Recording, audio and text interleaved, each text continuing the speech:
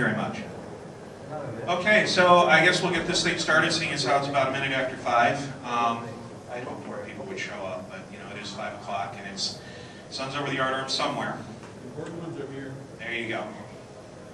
So, this talk is hacking smart meters. Is it a gateway drug? The short answer to this question I'm going to tell you right now is yes, it is a gateway drug. The question is, a gateway to what? But before we get into the talk itself, we have to get through some housekeeping. Unfortunately, I had originally planned on doing a far more technical talk at the beginning of this, and then I started running some of my ideas past my boss. And then my boss started running some of my ideas past our lawyers.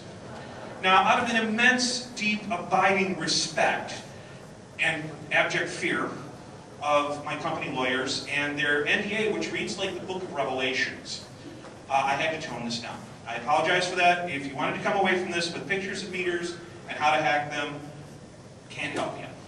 Not yet. See me afterwards, though. So, some of the housekeeping stuff. The contents of this talk are in no way to be construed as an endorsement or incitement for illegal activities. If you do something bad with the information I give you, it's your problem. The views expressed here are my own, not necessarily those of my employer, the organizers of this conference, my wife in the front row, or the Bavarian Illuminati who want to use the smart meters to control your thoughts.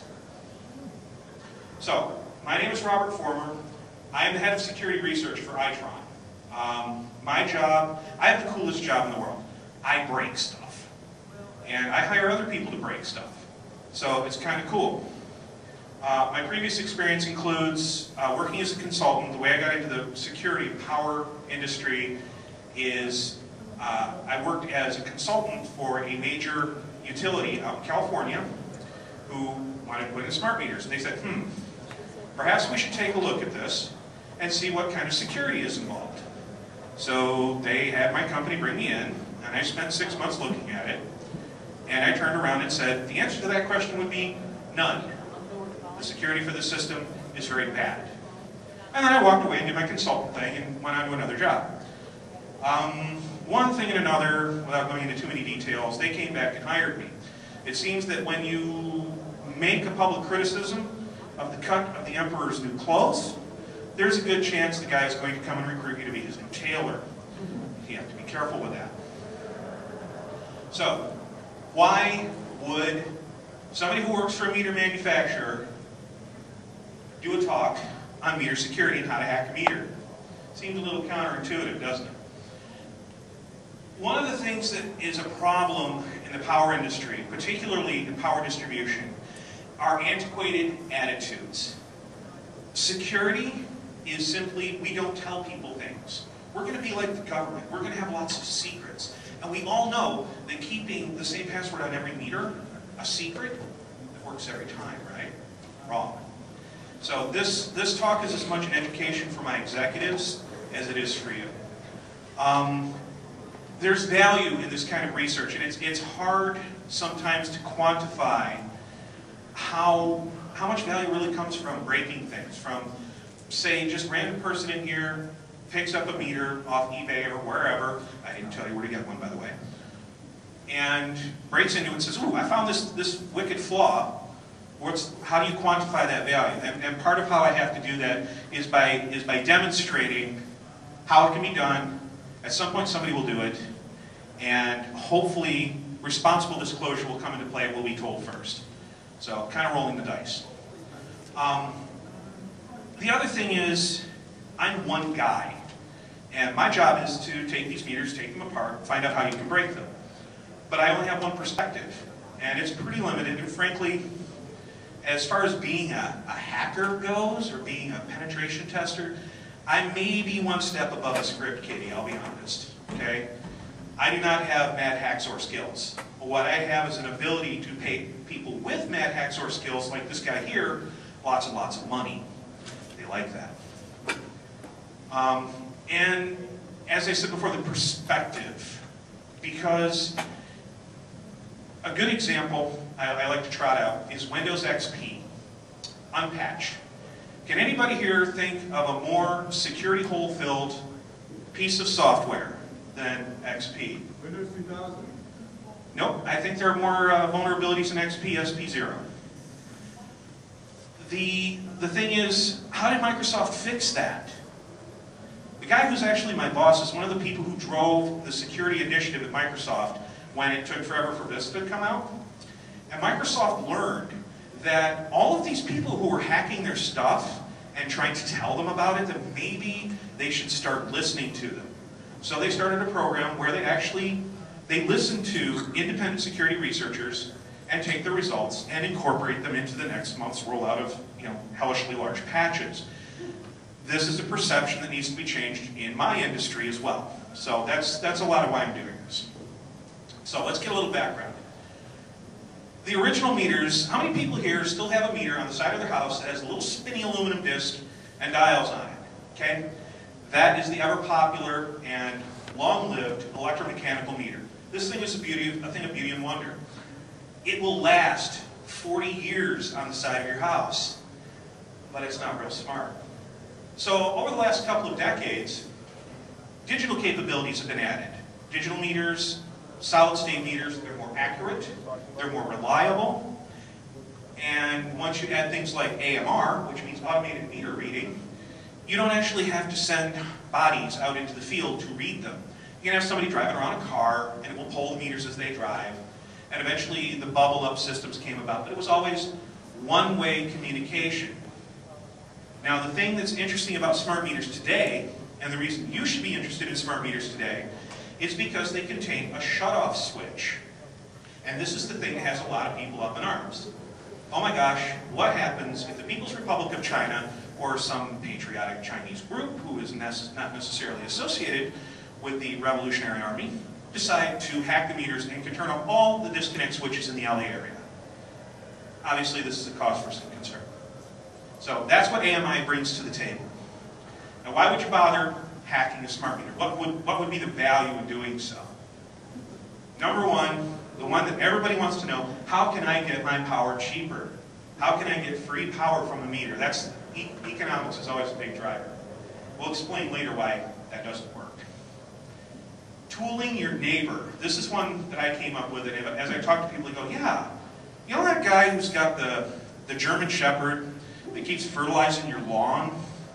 And the 17-year-old kid that has an 8,000 watt stereo system that is dedicated entirely to subwoofer. If you really want to get back at that guy, jack his electric bill up to about $8,000. My personal favorite is for fun. These things are cool. They're new. It's a little computer on the side of your house. Now, why not get into it? Another one, and this is where things get a little touchy, is to make a political point. Because it doesn't matter who's in power or who signs the bill to spend stimulus money, somebody isn't going to like it. They're going to like it just because they don't like the other guy. So let's hack meters so we can make the president look bad. I know, it sounds like a bit of a stretch, but you'd be surprised how many people actually think that way. And the reason that we're going to pursue here, to get to the other side of the meter, that's where things get interesting. Now, before we go any further, my boss made me add this slide. Reasons not to hack your smart meter. Well, let's start with stealing electricity is illegal. Duh. Okay? I'm not going to tell you to go commit a felony.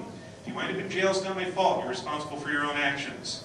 This is on tape. Now my lawyers can see it.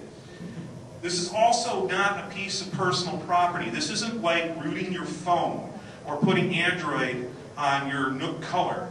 This piece of equipment legally belongs to the utility. So the minute you open it up, you are in a world of hurt because you've just entered computer hacking territory. And from a legal perspective, it's getting more and more unpleasant. 240 volts AC. How many people here have ever touched 240 volts AC? Okay, so how smart were you after that happened? 240 volts AC, which runs around inside this meter all over the place, will kill you. If your laptop makes very strange feelings when you're... That's item number 4. Rubber shoes. One hand for yourself, one hand for the meter? Don't use a Mac. Yeah, don't use a Mac. It won't be a Mac when you're done. It'll be an Acer. The problem is the meters float ground. If you give a meter a path to ground, it's going to follow it all the way through your fluke. It's going to follow it through your logic probe. I'm proof positive of that, by the way. And it will turn your Mac into an Acer. But if you hook it up right, it's also a great way to cook hot dogs and brats. So, what's on the other side? What can we get to? Other meters, field routers. Field routers are cool. We'll talk about those in a minute. Distribution automation. This is becoming more and more of a buzzword. Distribution automation is the ability of the electrical distribution network that your utility owns to react to demand. So you turn on your air conditioner talks to your meter then talks to the substation, and the substation says, aha, I have another 20 amps of demand on this particular leg. If you can screw with that, you can make life very interesting. Home Area Network, or HAN. This is where the meter starts talking to your house, to your appliances, to your HVAC system, and you can get up to untold types of trouble using that. The NAN is the Neighborhood Area Network. That is the pathway to other meters and to the rest of the system. System controls, it's part of distribution automation, but there are also system controls that exist on the other side at the substations that do things like change where your power is fed from. Now, if you can say, if a substation is being fed by two different high tension lines, and you can drop one of them off, you'll put too much load on the other one. It'll drop off. You know what happens? San Diego last week. The entire southwest corner of California went dark because somebody overloaded one transmission line. And no, it wasn't because of smart meters. And you can get to the rest of the utility network, and that's where the money is, of course. That's where your billing occurs. That's where your bill gets paid. That's where all this data accumulates, and there are a lot of fun things to play with there. So, how do I get there? Without opening the meter.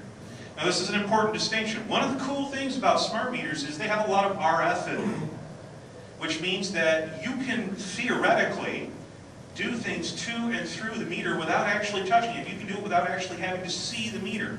You can do it to your neighbor's meter. Because we all know what happens when you defecate in your own food dish, right? You don't play with your own meter. Buy them off eBay. And the way to do that, there are a number of different interfaces that don't require you to take the lid off. And the most important one I like to think is the NAN network, because this is a relatively high power, relatively low speed, self-organizing, generally frequency hopping spread spectrum network, which just kind of makes it fun to screw with to begin with. So that's a path in there. Everything that meter speaks over that particular connection. The optical interface. On the newer meters, I know a lot of you don't have them yet, but on newer meters, they have this thing that looks like a circle with a couple of eyes and a smile on the bottom. That is the ANSI Type 2 optical probe interface. You can do anything you want to a meter over that interface, up to and including operate the disconnect switch and load new software onto it. Fortunately, any meter manufacturer who's worth their salt has protected this thing with a variety of different mechanisms that I'm not allowed to disclose at this time because it would cost me my job. And nobody else will hire me anyhow. The Zigbee interfaces are 802.15.4. How many people have heard of Zigbee? Okay? Zigbee is supposed to be the industrial answer to Bluetooth that has actual, factual, real types of security that's supposed to be built into it. AES, granted it's in counter mode, things of that nature. But there are ways that you can play around in Zigbee and get around those particular security controls. 802.15.4 is a different flavor of the same thing. It generally happens on 2.4 gigahertz, so it's ISM stuff. And you can buy Zigbee snippers for about $150 online. And now the last one, I'm separating the HAN interface out. Even though the HAN interface typically speaks over Zigbee or 802.15.4, or I've seen some proposals where it actually uses 802.11, which I think is a very bad idea, but that's not my problem. With the HAN interfaces, you can talk to things inside people's houses. You can turn the refrigerator off. You can tell their HVAC system to crank the heat up to 110 degrees in the house. A lot of fun to be had there, depending on your definition of fun and how much you hate your neighbor. Now what about if we go under the cover? This is where things get really fun. Because once you go under that polycarbonate cover, you're going to find a lot of components that are easy to track down, and theoretically, you can extract information from, like firmware. So you're going to look for things like discrete or external memory, JTAG interface. Anybody here know what a JTAG interface other than Matt? Okay, JTAG interfaces are a lot of fun, right? You can take control of the system. It's a debugging interface. It basically allows you to control the meter absolutely. There's also, inside every meter I've ever seen, a serial bus. And that serial bus is used to communicate with whatever method the manufacturer is using to haul data back, whether it's over the 900 megahertz network, neighborhood area network. Some of them, on more remote applications, actually have cellular modems built into them. So there has to be a common way to talk to that communications module so that that part can be swapped out. It's usually a serial interface. RS-422, RS-232. You need to learn the difference between them. And the last item I like to point out is the ability to hijack that communications board, because if you can separate it from the meter, you can pretend to be the meter behind it, and you can become a meter on the network. And you can spoof your own meter, you can spoof somebody else's meter. The possibilities are endless. So what do you look for when you're inside the meter? Every meter has a processor. Smart meters are smart because they have an MCU in them. None of them have anything particularly powerful. You're not going to find Itanium processors in here. You're not even going to find anything that's Pentium class. What you are going to find are microcontrollers. You're going to find the stuff that runs your iPhone or runs various, like your Linksys router is another good example. So ARM7s, MSP430s from TI, 8051 derivatives. These are all very common processors, and because they're common processors, that means that you can get development environments for them. Most of them are freeware. Eclipse is a good example. Beyond that, you look for the RF chipsets, because nobody really manufactures their own RF chipset for these meters. None of these meter manufacturers do. They buy them off the shelf. And they're very common processors. Many of them have MCUs built into them. So, particularly the GrrCON series, that's just an 8051 with a radio hung on the side. Look for your memory types, because that's going to tell you how to attack it. Whether it's just standard SRAM, I've seen that in meters. More likely you're going to find SPI interface serial, flash, and EEPROMs. And without, again, going into too much detail, for the most part, the data that's inside those things is not encrypted. Card edge headers, this is a classic.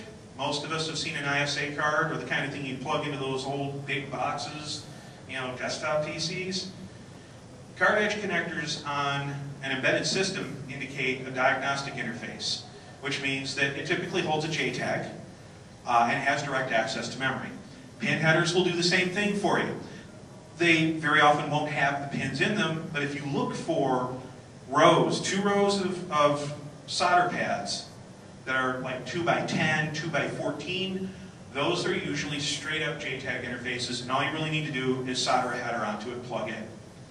And test points. Test points are a classic place for fun. You have no idea what they're going to do, but if you learn how to follow the traces, you'll find that they go to things like the SPI interface. There's some additional attack points other than the meter to get at the meter and get into the system. Every system I've seen, if they don't use a direct backhaul system of cellular or something similar to that, they have what's called a field router. And what that does is it takes all those 900 megahertz connections, organizes them into a mesh, and then backhauls all that data back to the head end, which is where all the magic happens. Now, what makes a field router interesting is you can affect literally 1,000 meters at a pop with one of these. So if you could attack a field router and take control of it and learn the protocol that runs over that RF LAN, you could, in theory, operate the disconnect switch on 1,000 homes at once.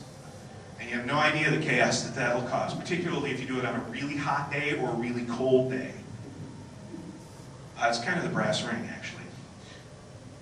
One that I came up with recently that hasn't seen as much popularity because it's fairly complex is the ability to get between a field laptop, which I list up above there, and the optical probe. Now, a field laptop is what the utility uses when they can't talk to a meter over the radio. You know, the meter's gone south, the software's corrupted, somebody like you has messed with it. They got to be able to go out, reprogram the thing, reload the firmware. You do that with a field laptop. I can't imagine any ways you'd get your hands on a field laptop that don't involve doing something illegal, so you're going to have to use your imagination for that part. But if you should happen to get your hands on one, they're usually Windows. They're usually not patched very well. They're usually XP, SP1. So use your imagination from there. The data that's carried on them, you'll find encryption keys, you'll find firmware, you'll find alternate firmware, old firmware, new firmware, passwords. A lot of times you'll find the field text pornography. That's kind of fun. Using that field laptop, a lot of times, if you're like me, not as smart as somebody like Matt, you're not going to be able to extract those keys off the laptop. But what you do is you get between the laptop and the optical probe. The optical probe ultimately is just a serial interface. So you get in between there and you can catch those keys flying across it. You can catch those passwords flying across it. It's running at 38.4.8N1 usually. Now, one that I find interesting that a lot of the people who have been publishing results on this haven't been going after is what's called the metrology section. The metrology section is what actually measures your electricity usage. And it's basically a set of coils going around another set of coils, and it measures the current over time. And then it encodes that, and it ships it up to the register board. It's always, always, always a separate piece of the meter. So if you can get inside the metrology section, if you've got the stones to go screwing around with 220, you can modify that measurement system, and then without making any modifications to the data side of it, which will frankly be detected by the utility, you can affect how your electricity is measured. This goes back to some of the older methods of stealing electricity, like using jumper cables to go around the meter. We actually see that still. Now, the thing about smart meters, they have to have a way to talk back to the head end, and they have to have a common way to do it. Because most states require utilities that aren't like small municipals, they have to have 2 separate suppliers for meters and other equipment. What that means is those meters need to be able to talk to each other in a common way, and they need to be able to talk to the head end in a common way. So there have to be common protocols. Now the thing about the smart meter industry is there are about 6 companies that make up 90+% of the manufacturing capability. And we like to think that we're like Cisco. We make up our own rules. And then we force those rules down everybody else's throats, and then we go to the government and turn them into standards. So you want to know who the main players are?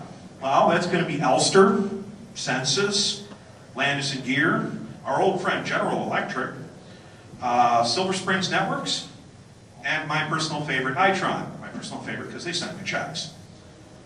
What they turn their ideas into become RFCs, ANSI specifications, IEC specifications if you want to be international with it, and ISO specifications.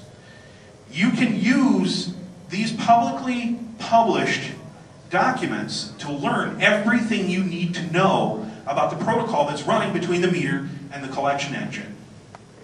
And it's interesting reading if you're an insomniac. Good way to go to sleep. Look at layers 1 through 4 because it's going to be different from anything you've ever dealt with before. Is anybody here in the power industry? Oh boy, I've got people in the power industry here. I'm going to hear about this later, aren't I? It's all different, isn't it? It's all radio. You're not dealing with Ethernet headers anymore. You're not even dealing with IP for the most part. Because meters, traditionally, even smart meters, haven't been that smart, sticking an IP stack in one takes up more than 50% of the available processing power and storage. So it's been avoided. Now, as things moved along, as things like iPhones have come along and more MCUs are being used, the prices drop, so there's more power in the meters. So what's going to be happening over the next few years is you're going to see IP directly to the meter. Now, IP directly to the meter is a boon for the utility, because whereas today the meter shop people have to learn how to do these things, the enterprise people, they don't know anything about these protocols. This is all a big mystery. You're talking about 5.5 million endpoints in a single installation. How many people here have ever managed that many single points? Heck, even the utilities haven't done that before. So the enterprise people are freaked out by the sheer scale of it and the exposure. Your attack surface on this thing is enormous. I put together a proposal because of the sheer scale and density of sensors that you have in place, where you could use some of the RF portions of this to detect nuclear detonations on the other side of the planet and theoretically be able to pinpoint them down to 7 centimeters as a starting point. That's how big this stuff is. It's like a giant array telescope. So you have to be able to manage it in a way that you can buy in the market easily. And what's on the market? Enterprise people. Most of us security people are enterprise people. And what do we understand? We know IP. If you can do an IP table to make a firewall, it's going to happen a lot faster than trying to figure out how to do that with C1222. Now, there have been a lot of people playing around with this stuff. And there's a great deal of prior research that you can leverage. You know, you can do the lone wolf thing and you can show everybody how incredibly smart you are and do this all yourself, and more power to you. Or you can learn to look up names like Travis Goodspeed, Atlas of Doom, or Cutaway, or even Slugs on Toast. And they've done a bunch of research, and some of it's actually been published. Most of it has to be kept private because of NDAs, but things leak. Look for it. These are the people who dig into it. They publish, they do con talks, they do presentations, and they're generally part of the local DEF-CON group. So check with your local DEF-CON group. I know not everybody here is from the Grand Rapids and West Michigan area. So while we're a little desolate when it comes to organized security stuff in this area, over in Detroit, there's a good chance you're going to find somebody who knows a few things about this, or can at least give you some advice on how to attack it. GrrSec. The what? Oh, GrrSec. MISec. Representing over here. Hackerspaces. I haven't seen too much happening with hackerspaces here in the Midwest, but it's really, really active out on the West Coast and the East Coast. There's a lot of activity there. There's a lot of knowledge there, and everybody loves to share and play together on this stuff. It's like a big, warm, fuzzy party. We just opened in Detroit. I'm sorry? 3 hackerspaces in Detroit. 3 hackerspaces in Detroit. How warm and fuzzy are those parties? Or are they more like a under the Ambassador Bridge rave? Everybody just gets high and dances.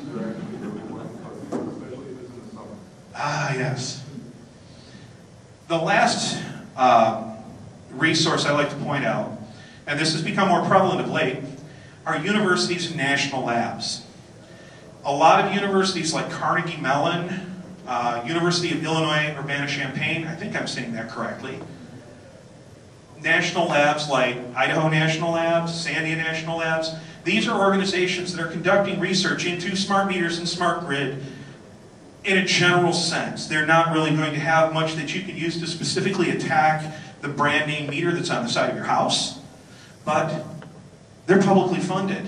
You know what that means? They have to publish, and you have to be able to get your hands on it. So that puts a lot more information out there. You know, remember I was talking about how meter companies and utilities used to like to keep things just secret? See how well that's working out now? It's actually leaking out into the world. Some of the tools that you will find useful. Has anybody here ever played with IDA Pro? You used it to disassemble ARM before? It sucks. And then there are people who actually just kind of do it by hand in their sleep. I've seen him half asleep disassembling ARM code. For us mere mortals, things like IDA Pro, Hexrays, which is a decompiler. There are certain tools that are available on the Backtrack distro that are free. The Samurai distro, theoretically speaking, it was supposed to be released at DEF CON, but there were some hitches in getting some of the the package is pulled together correctly, but the Samurai group is putting together a smart grid hacking distribution. Now these are the guys who did the web testing framework at WTF. I'm going to be very interested to see what they come up with on smart grid. And the other tool that you need to be familiar with if you're going to do things with software, you have to know how to use GCC. And I say GCC specifically because it's free and because it's multi-platform. A majority of the programmers that I know, they know C like the back of their hand. C+, C#, you name it. But they have no idea how to adjust it for an MCU, like an ARM7, or an ARM9, or a Cortex. So you need to become familiar with the tools that are used to compile this software so that you can do an effective job of decompiling it, pulling it apart, changing it, recompiling it, shoving it back in a meter, and then driving a worm across the entire state. Oh, look, my remote actually works over here. Cool. The hardware tools part, this is my personal favorite on this part of it because I'm not really a software guy, but I love to solder stuff up and tear it apart. And I have actually brought with me today some of the tools that I use to do hardware hacking, and you're welcome to connect with me afterwards, and I'll show off some of my toys. Well, we'll show and tell. Soldering kit, desoldering kit, that's obvious. Cheap logic analyzers. Now, my boss lets me buy a lot of toys, but he doesn't let me buy $5,000 HP logic analyzers and just ship them around the country. Fortunately, there are companies like Soleil and Postscope that are manufacturing these things that are USB-based. And you just plug them inside, get a nice little display. They'll do huge amounts of capture. You can do a huge amount of analysis. The Soleil in particular I like because it will also do protocol decoding. So if you plug this thing onto an SPI bus and watch it spew a bunch of memory as the meter boots, you can capture all of the firmware as it traverses the SPI interface and decode it using Soleil. But it's really hot and well on Linux. Yes. Postscope, they're kind of an up-and-comer. This guy, somewhere in the northern reaches of the former Soviet Union, as near as I can tell. I was a little iffy on buying from him just because I didn't know what was going to happen with my credit card. And then I decided I didn't care because it's the company credit card. He makes a cool mixed signal oscilloscope that's USB based. It's high frequency, it's high accuracy. It is a piece of beauty and wonder. But he pitched it initially as also having a wicked 16-line logic analyzer built into it, along with an 8-line logic driver, which would allow you to jump on a bus and drive it at the correct voltage levels and speeds. Mine came from Romania. Yours came from Romania. Okay then. Edis Radio. There's a project called the, I always mispronounce this, GNU. The GNU Radio Project. It's an open source software-defined radio. Now you'll notice that smart meters do a lot of things over RF. It's actually kind of what has the tinfoil hat crowd worked up because apparently it's making their auras turn pink. And it's giving them headaches and they can hear the Illuminati. We didn't want them to hear us. The Edis radio can basically work everywhere from DC to, I think, 6 gigahertz if you put the right front end on it. So there are some boards that are available for it. You have to put a front end on it. But there's some boards that are available for a very reasonable amount of money that will allow you to put a front end on and basically simulate a meter, read a meter, and everything else happens in software. So it doesn't matter if it's spread spectrum or if it's just, if it's frequency hopping spread spectrum or direct sequence, it doesn't matter. You can emulate it and you can decode it. And you can also simulate it. Spectrum analyzers. Now this is usually a high dollar item, but the guys over at MetaGeek came up with this cool little dongle. It costs about $200, and it's a 900 megahertz spectrum analyzer. It's not really quick, doesn't have particularly good bandwidth, but it will give you a good idea of what's happening on that stretch of bandwidth. They also make one for 2.4 and one for 5.8 gigahertz. Sorry. Cheap, easy to use. I mean, I can use it. I don't know if my mom could use it, but I can use it. Anybody here familiar with the good FET out of the map? Okay, the good FET is a piece of beauty and wonder. Travis Goodspeed decided that the Bus Pirate was a pretty cool piece of gear. It allows you to do all kinds of cool things on serial and JTAG.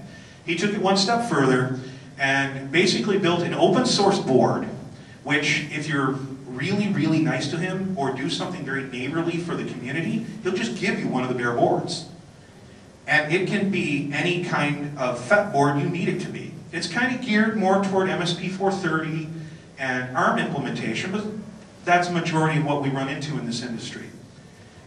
It beats the heck out of spending $400 on a JPEG interface from SparkFun. BuzzPirate will do many of the same things. I actually use them both. They're both really good at certain things. Using them in conjunction is the most effective way. ANSI Optical Probe. Now, up until yesterday, I was under the impression, am I running over time? Oh, okay. Up until yesterday, I was under the impression that your only option for an ANSI Optical Probe was to go and pay the $400 that these silly things cost.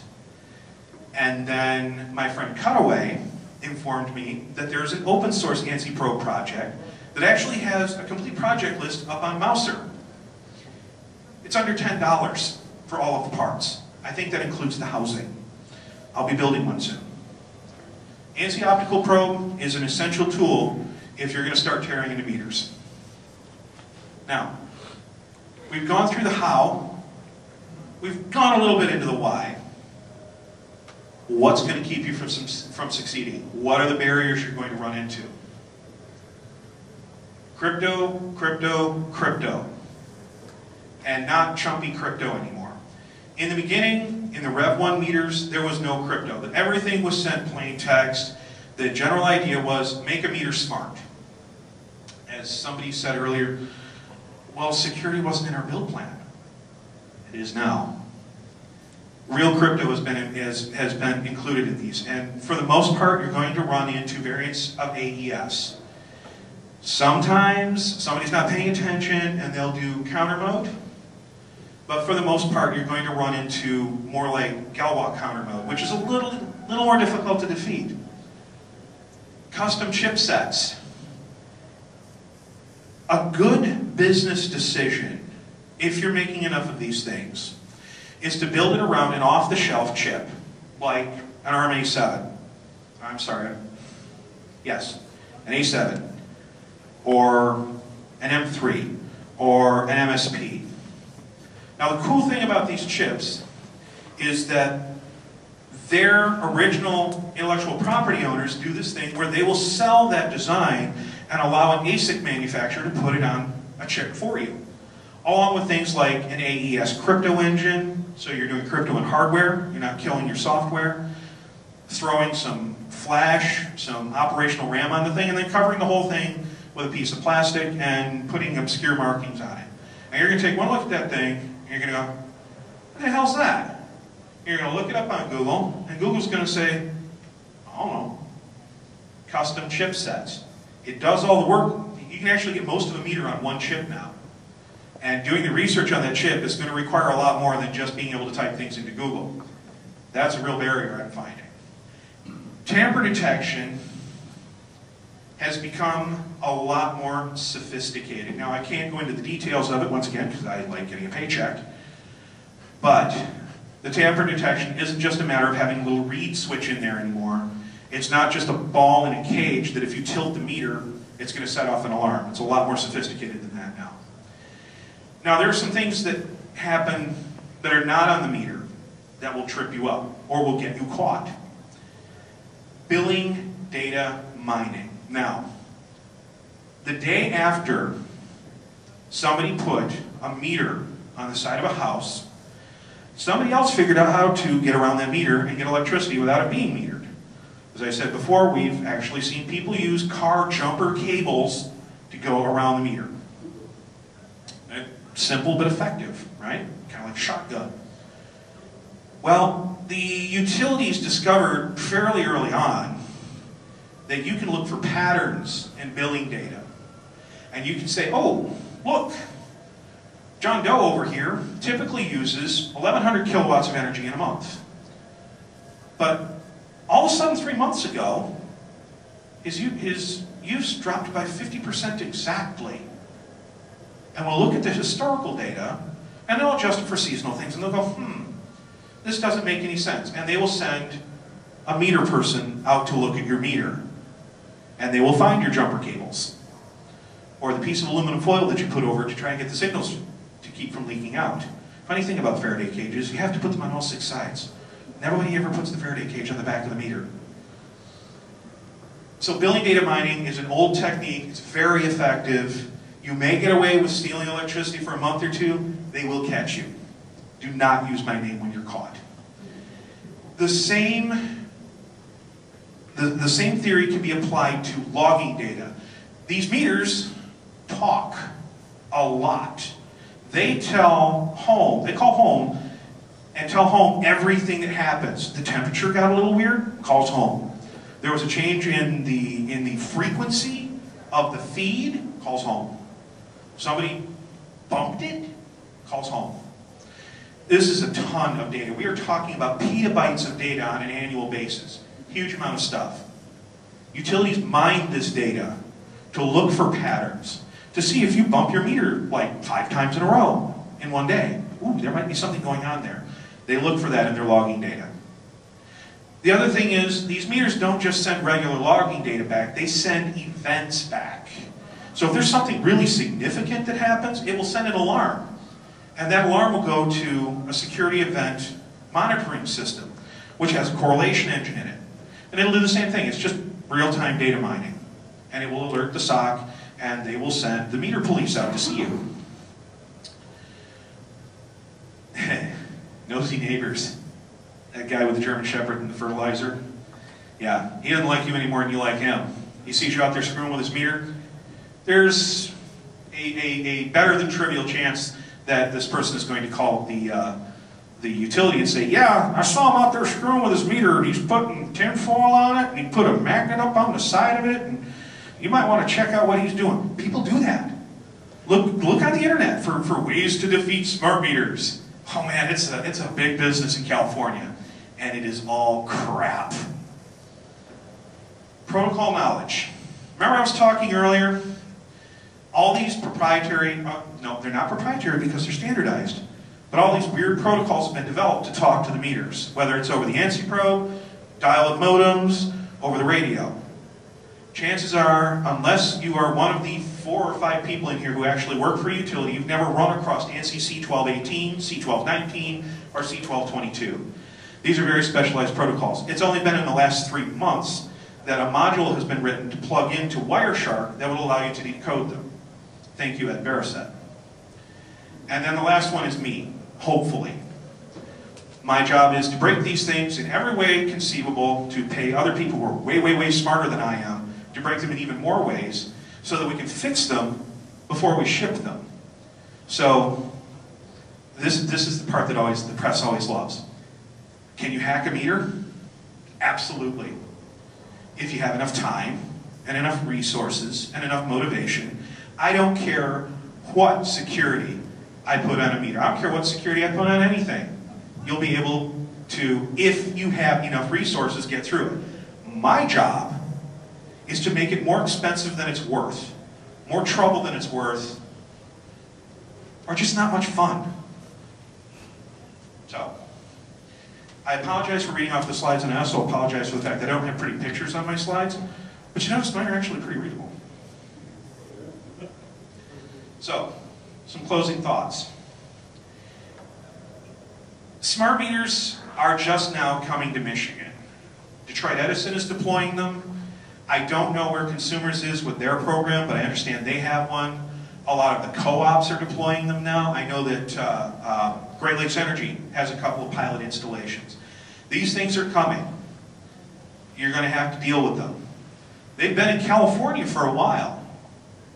And California, well, California has a lot of very, very interesting people who are not necessarily thoroughly attached to this reality.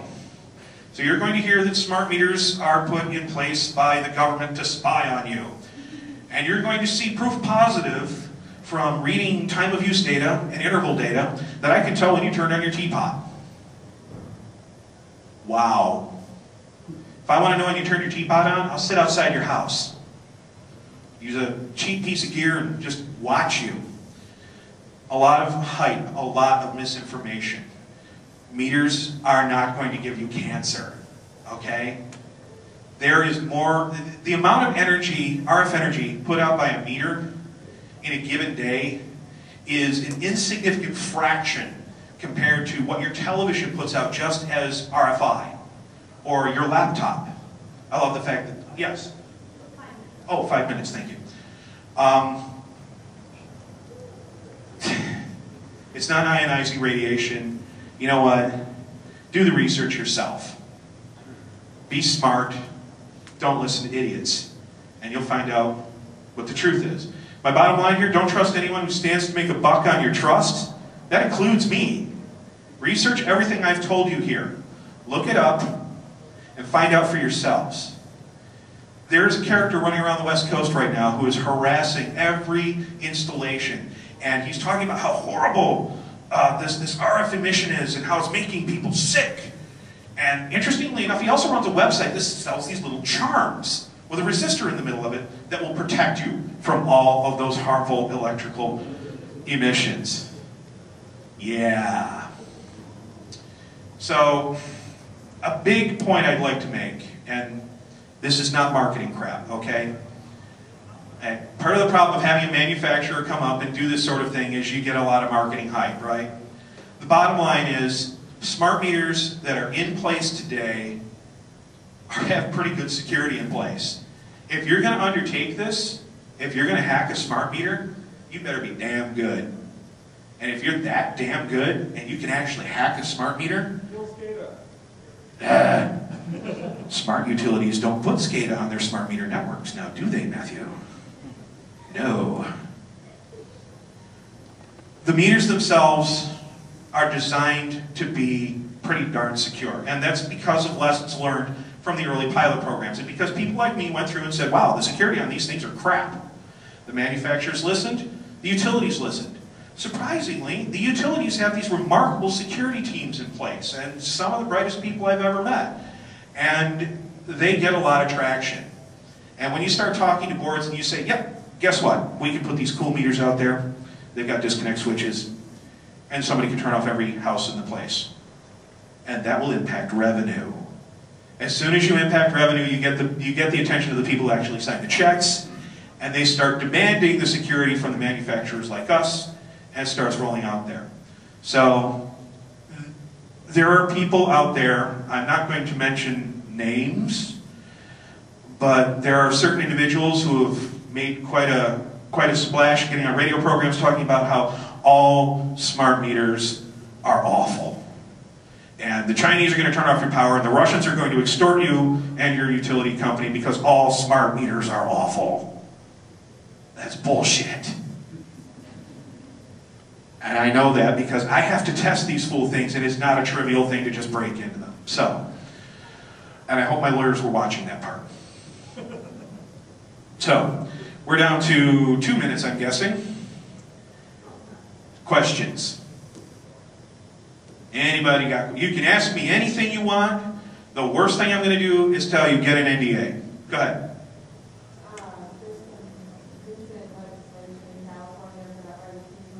Yes? To address the security issues for smart meters. What do you know about that, and what do you see happening throughout the United States? I think that California has had to be a vanguard in many ways on smart meters because California is much more energy conscious than we are here in Michigan, thanks to Enron.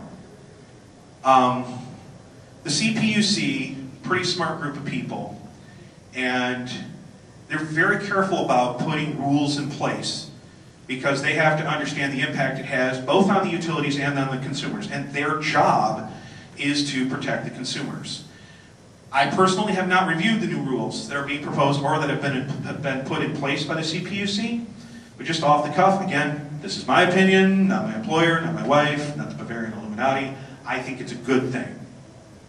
And I think that you're going to see similar both privacy and security rules will be pushed out into other states as smart meters start rolling forward.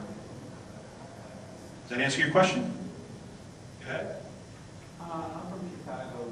In Illinois, we're having a big row about whether the utility companies can charge us, the consumers, to upgrade the energy grid. The main argument for it from the utilities is that this will save the customers money.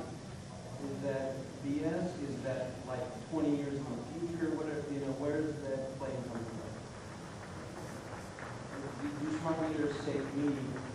The If I consumer. have one tomorrow, does it save me energy? If your utility implements interval billing or time of use billing, and you use the data that's available from your smart meter on your consumption, you install the appliances that have the interfaces, absolutely it will save you money. No question. The big question, of course, is how many people are actually going to do that?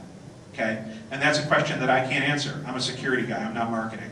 If I go stepping into that mire, I'm going to have to sell my soul and I won't be able to see myself in mirrors anymore. Did that answer your question? Yeah. There was a question back here.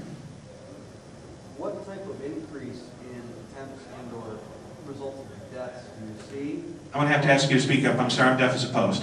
What types of increase in attempts or do you foresee an increase in attempts and or resulting deaths? So if I understood what you were saying correctly, have we seen an increase in attempts of people trying to hack these things now? Since the release of the X10 sniffers information from desktop. The X10 sniffer information? X10 sniffer information has absolutely nothing to do with smart meters. Fortunately, the people who have been doing the development work on this were smart enough not to use X10 as part of the HAN, because X10 is just a horror show for security. I cannot discuss the attack profiles that we're seeing at the utilities that would breach both the trust of my employer and the trust of my employer's customers. And so I can't speak directly to whether we've seen an uptick, a downtick, or if it's flat. But I can tell you that X10 vulnerabilities have as much to do with smart meters as ice cream bars have to do with truck tires. They're both security things. They're both physical objects. That's the end of the relation. That help? Yep. Okay, I'm going to have to wrap it up. If any of you have any more questions, you're welcome to corner me afterwards. Again, worst I'm going to do is say, do you work for a utility? Do you have an NDA? Okay, let's talk. Thank you very much. Quick announcement. If you have one of the blue tickets from playing blackjack, the TV will be given away in 5 minutes, and it is not leaving in my vehicle. So if you have a ticket, we're going to keep drawing until